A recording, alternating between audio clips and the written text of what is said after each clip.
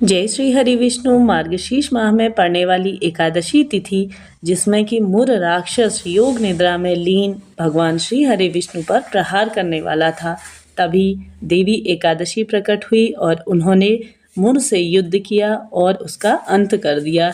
इस दिन देवी एकादशी की उत्पत्ति हुई। इस वजह से इस एकादशी का नाम उत्पन्ना एकादशी कहलाया था। जो लोग एकादशी का व्रत प्रारंभ करना चाहते हैं वह लोग उत्पन्ना एकादशी से ही एकादशी का व्रत शुरू कर सकते हैं। अब बात कर लेते हैं कि साल 2024 में उत्पन्ना एकादशी व्रत कब करना है, पूजा का शुभ मुहूर्त क्या रहेगा, पारण का शुभ मुहूर्त क्या रहेगा, संपूर्ण नियम जानकारी आप सभी के लिए इस वीडियो में लेकर के आई हूँ, तो वीडियो के अंत तक बने रहिए। तो सबसे पहले हम बात कर लेते हैं कि एकादशी तिथि कब प्रारंभ हो रही है। तो 26 नवंबर दिन मंगलवार को 1:03 से यह प्रारंभ हो जाएगी और एकादशी तिथि समाप्त होगी 27 नवंबर को बुधवार सुबह 3:47 तक रहेगी। तो इस दिन एकादशी 2 दिन व्याप्त हो रही है, जैसा कि 26 नवंबर के दिन मंगलवार को और 27 नवंबर बुधवार के दिन।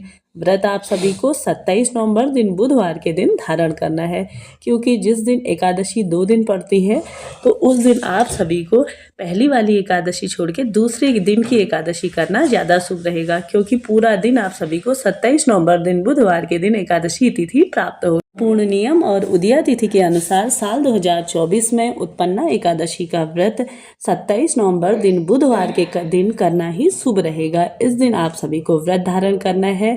ध्यान रहे कि एकादशी तिथि के नियम 10वीं तिथि से ही प्रारंभ हो जाते हैं। 10वीं तिथि के दिन आपको शुद्ध और सात्विक भोजन लेना है। शाम के टाइम में नमक इत्यादि का सेवन नहीं करना है और साथ ही भूमि पर शयन करें और ब्रह्मचर्य का पालन करें। इसके बाद दूसरे दिन, जैसा कि एकादशी तिथि के दिन ब्रह्म मुहूर्त में जागने के बाद सबसे पहले गंगाजल मिश्रित जल से स्नान आदि करें। उसके बाद आप सभी को अपने घर पर ही श्री हरि विष्णु जी के निवृत्त एक चौकी लगाएं और उसमें उनका जो भी आपके पास लड्डू गोपाल स्वरूप जो भी फोटो प्रतिमा है उसे विराजमान करके उनका विधि विधान से पूजन करें। घी का एक दीपक प्रज्वलित कर लीजिए। साथ ही साथ अपने हाथ में फूल और अक्षत लेकर के व्रत का संकल्प ले लीजिए। कथा आपको सुननी चाहिए। कथा मेरे चैनल में प्रतिदिन आप सभी के लिए डाली जाती है और साथ ही आप सभी व्रत का संकल्प लेके अपना व्रत शुरू करिए। पूरा दिन प्रभु स्मरण करते हुए आप सभी को यह दिन व्यतीत करना है। शाम के समय में फिर से घी का दीपक प्रज्वलित करके आप सभी को, जैसा कि रात्रि जागरण में भी एकादशी तिथि में विशेष विधान माना गया है, भजन कीर्तन इत्यादि करके आप प्रभु की कृपा पा सकते हैं। इसके बाद जैसा कि द्वादशी तिथि में भी आप सभी को सुबह के समय में इसी प्रकार से, जैसे आपने एकादशी तिथि में पूजन किया है उसी प्रकार से आपको द्वादशी तिथि में भी विधि विधान से श्री हरि विष्णु जी का पूजन करिए। शुद्ध सात्विक भोजन बनाइए। उसके बाद आप सभी को श्री हरि विष्णु जी के निवृत्त आपको भोग लगाना है।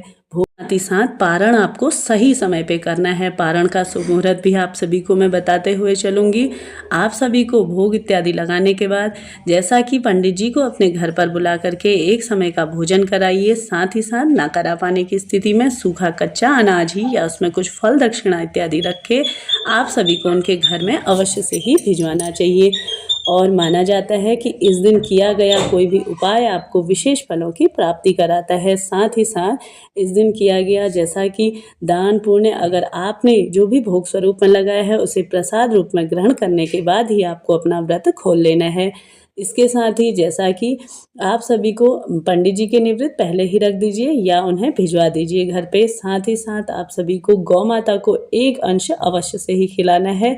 इस तरह से आपका व्रत पूर्ण होता है। अब बात कर लेते हैं कि द्वादशी तिथि में जब आपको एकादशी का व्रत खोलना है तो शुभ मुहूर्त क्या रहेगा, क्योंकि एकादशी का व्रत करना जितना सर्वश्रेष्ठ माना गया है उतना ही उसका पारण सही समय पे अगर आप करते हैं तभी ही आपको एकादशी का पूर्ण फल प्राप्त होता है।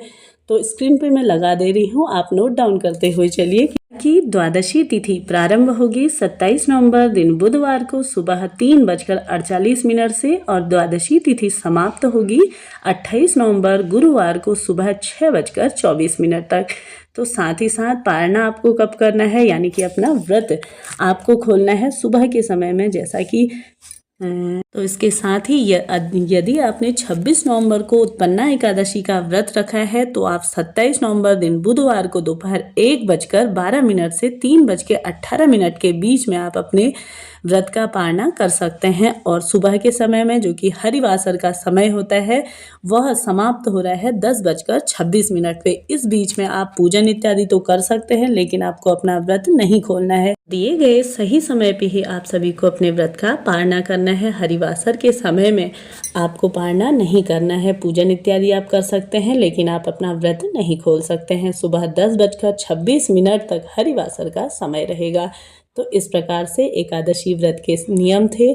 आप सभी को वीडियो उपयोगी रही हो तो वीडियो को लाइक शेयर अवश्य करिए। साथ ही साथ मेरे चैनल को सब्सक्राइब करना ना भूलिए। इससे क्या होगा, मेरी सभी वीडियो की नोटिफिकेशन आपको सही समय पर प्राप्त होंगी। मिलते हैं नेक्स्ट वीडियो में। मेरे चैनल पर प्रतिदिन आप सभी के लिए कथाएं डाली जाती हैं, इन्हें सुनिए और अपने जीवन को सुखमय बनाइए। मिलते हैं नेक्स्ट वीडियो में, तब तक के लिए जय माता रानी, हर हर महादेव।